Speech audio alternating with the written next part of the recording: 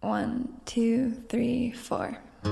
Catherine Deneuve a ce sourire qui désarme les spectateurs depuis ses débuts sur les écrans, il y a 56 ans.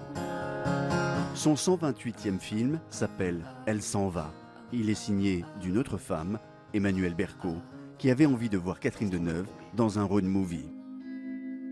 L'histoire est celle de Betty, une sexagénaire larguée par son amant qui lâchera son affaire, un restaurant, et partira sur la route sans prévenir. Il paraît que t'es en fugue. Elle s'en va, ou le plaisir de voir Catherine Deneuve en toute liberté. Quand on est une actrice connue comme moi qui a fait tellement de films, on a toujours peur, surtout au début, vous voyez, que les gens n'adhèrent pas tout de suite au personnage, qu'il faille du temps pour rentrer dans le film et qu'on arrive à oublier, je veux dire, ce qu'on représente pour les gens. Et c'est vrai que j'avais l'impression quand même que ce personnage, la Betty, que ça permettait ça justement, du fait qu'elle était restauratrice, qu'elle vivait avec sa mère, que, je sais pas, il me semblait que si c'était réussi, ce serait tout de suite d'emblée, on serait tout de suite dans l'histoire.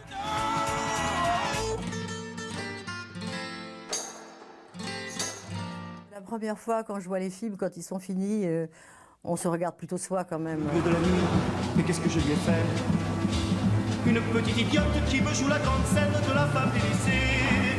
Je suis assez critique avec moi, assez critique en général d'ailleurs aussi avec le film, avec les autres.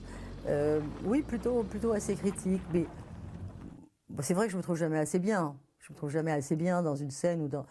Non, c'est pas comme ça que j'arrive à... Mais disons que si le film me plaît, je suis quand même satisfaite, oui.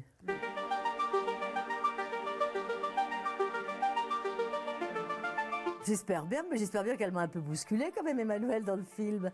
Ah ben si, il faut être bousculé, il faut être dérogé, sinon c'est plan-plan, on fait ce qu'on sait faire, je sais très bien ce que je peux faire sans problème, toute seule et tout ça. On est quitte. Et moi, j'ai envie d'avoir un metteur en scène qui me dirige, qui me pousse et qui m'amène...